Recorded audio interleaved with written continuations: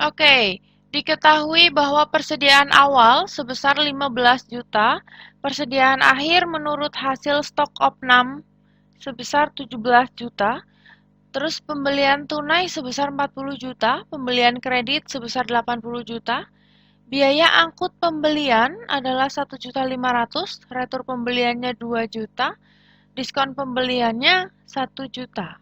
Berapa besar HPP? Berapa ayo HPP? Berapa ayo? HPP atau harga pokok penjualan. Apa rumus HPP? HPP adalah PBD awal, persediaan barang dagang awal, ditambah dengan pembelian.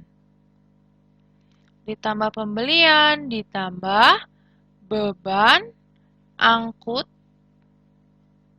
pembelian. Terus kalau dapat diskon, berarti mengurangi harga ya. Jadi dikurangi potongan pembelian atau diskon, sama aja.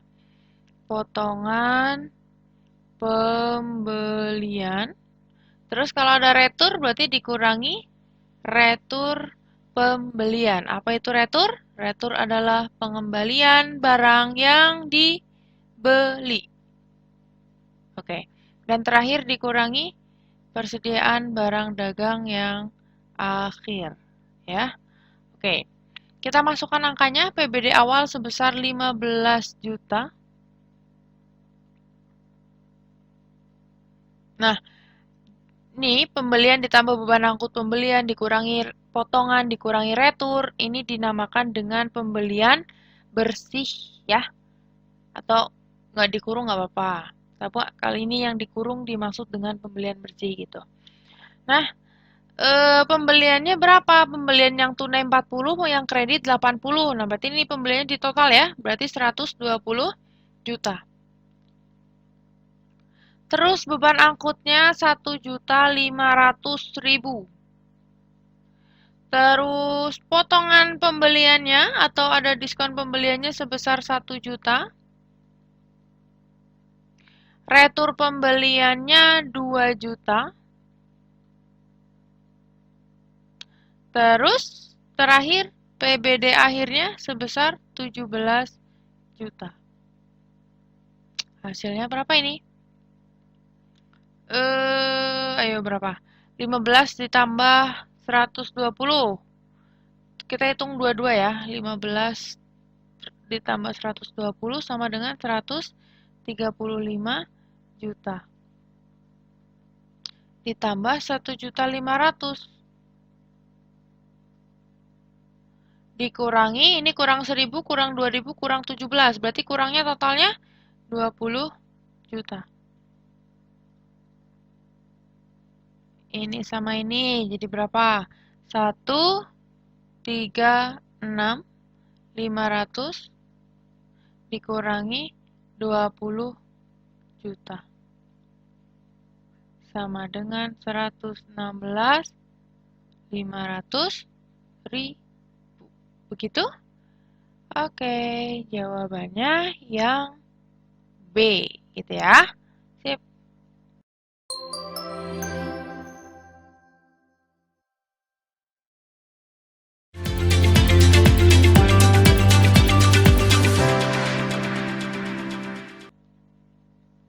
Oke, perusahaan yang beroperasi di pasar monopoli menghadapi fungsi permintaan Q sama dengan 10 min P. Kita tulis dulu. Q sama dengan 10 min P. Biaya rata-rata perusahaan tersebut adalah 2. Biaya rata-rata itu average cost. Sama dengan 2.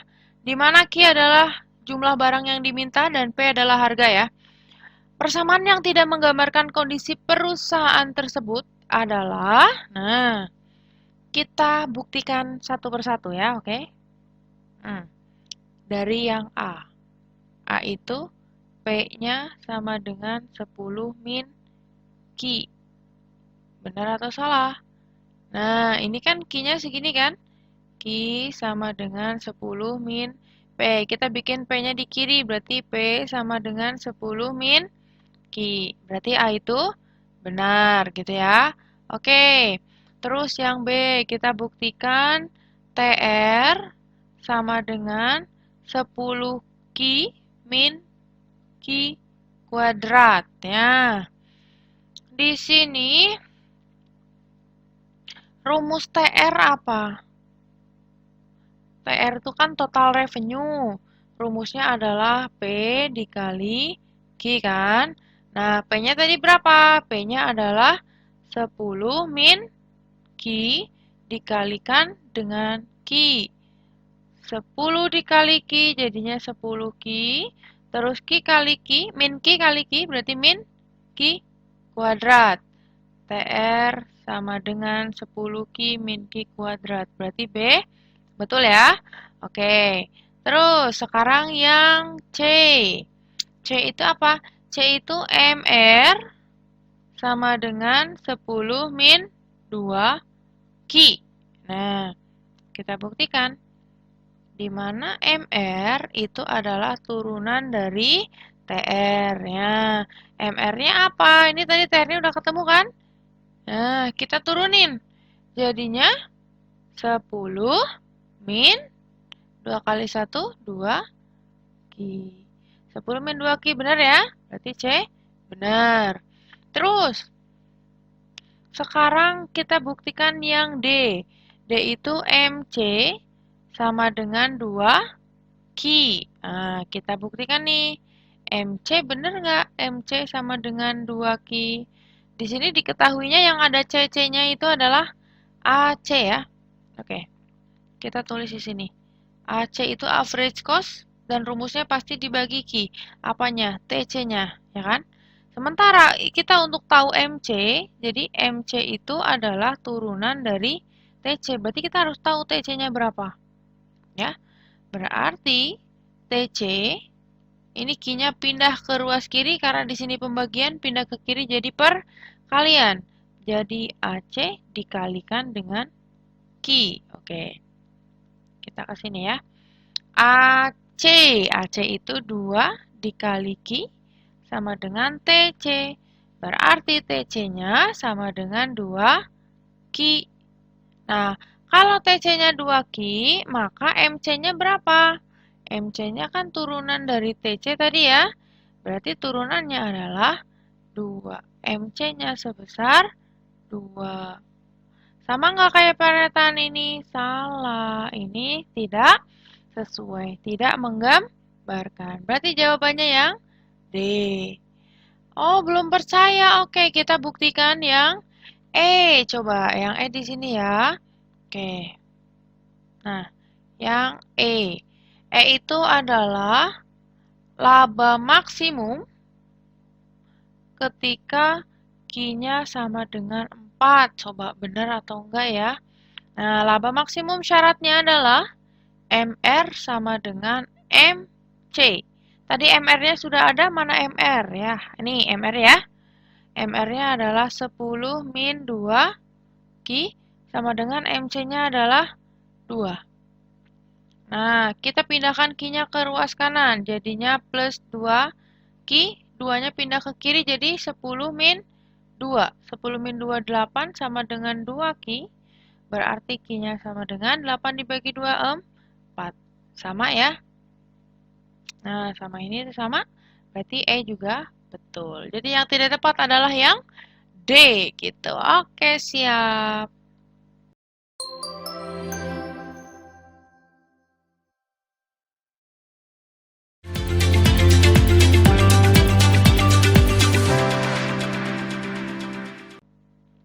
Oke, pada tahun 2017, kondisi perekonomian ditandai oleh PDB sebesar 20 juta. Investasinya 4 juta, belanja pemerintahnya adalah 3 juta, ekspornya 1 juta, dan impornya 300 ribu. Berapa besarnya konsumsi? Nah, di sini ada PDB ya. Rumus untuk mencari PDB, atau di sini bisa juga pendapatan nasional.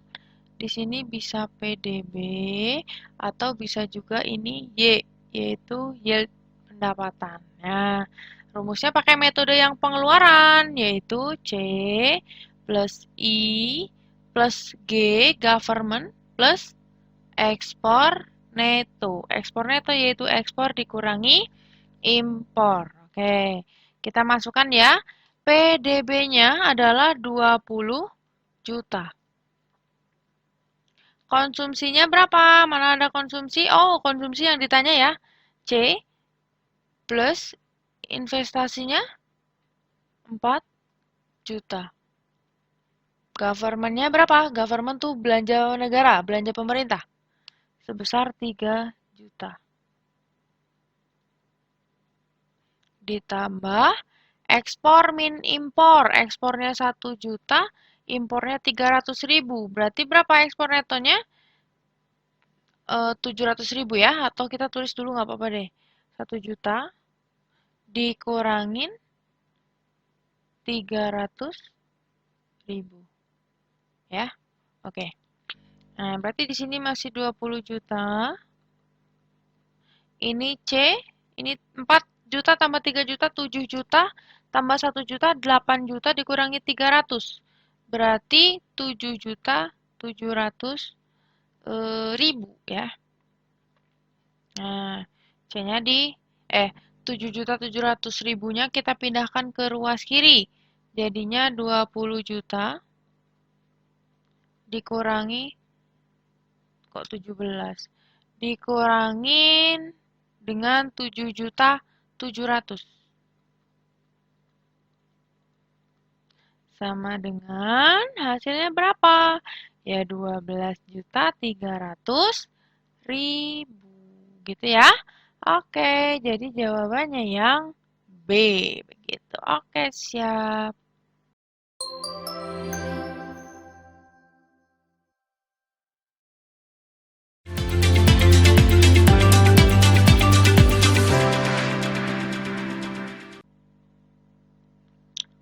Oke, anggaran pendapatan dan belanja negara yang sudah disetujui oleh DPR dapat menjadi pedoman bagi pemerintah untuk membiayai pelaksanaan berbagai program dan kegiatan pembangunan ya. Hal ini merupakan fungsi APBN untuk apa? Nah, fungsi APBN. Kata kuncinya yang untuk membiayai pelaksanaan berbagai program dan kegiatan pembangunan ya. Yang pertama ada fungsi otorisasi. Fungsi otorisasi ya ini sebagai dasar pembiayaan program-program. Pembiayaan program-program pemerintah ya tentunya ya. Oke. Terus kalau perencanaan gimana? Perencanaan ya berarti untuk merencanakan kegiatan. Merencanakan kegiatan. Nah, gitu. Terus kalau pengalokasian gimana? Pengalokasian itu berarti anggaran negara itu harus diarahkan untuk apa? Oke, sebentar. Nah, diarahkan untuk mengurangi pengangguran ya. Untuk mengurangi pengangguran dan pemborosan sumber daya alam gitu. Contohnya untuk apa? Misalkan pembangunan, caranya dengan pembangunan. Nah, pembangunan sekolah misalnya. Terus pembangunan rumah sakit gitu ya, dan lain-lain. Pokoknya di bidang-bidang tertentu itu adalah fungsi alokasi. Nah, kalau fungsi distribusi itu kayak gimana? Kalau fungsi distribusi itu tujuannya untuk mengurangi kemiskinan. Gitu. Nah, melalui program-program sama, program-program untuk mengurangi kemiskinan apa? Nah, di sini bisa bantuan subsidi sekolah. Jadi kalau misal pengalokasian itu adalah yang membangun untuk sarana umum bersama. Tapi kalau pendistribusian dia langsung ke orang yang ditujunya, gitu ya. Itu yang kemiskinan. Oke, ini dihapus saja.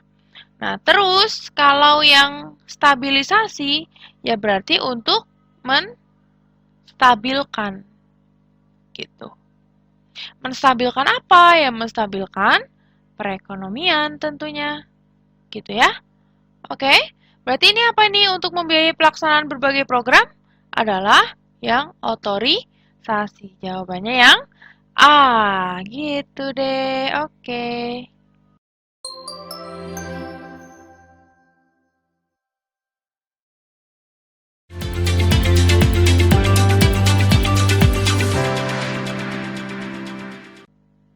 Oke.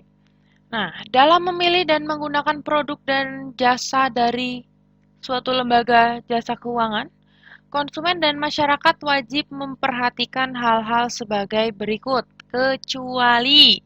Nah, di sini harus diperhatikan apa? Oke, kita, nah, kita munculkan.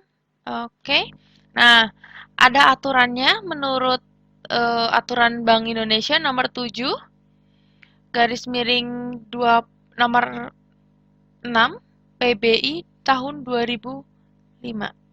Ini ya. Oke. Tahun 2005, dalam memilih dan menggunakan produk dan jasa suatu lembaga keuangan, konsumen itu wajib ya, sifatnya wajib memperhatikan informasi terkait apa aja. Yang pertama terkait nama produk banknya tuh apa gitu ya. Terus jenis produk banknya tuh apa, manfaatnya apa, resikonya apa, syaratnya apa aja, tata caranya gimana gitu kan.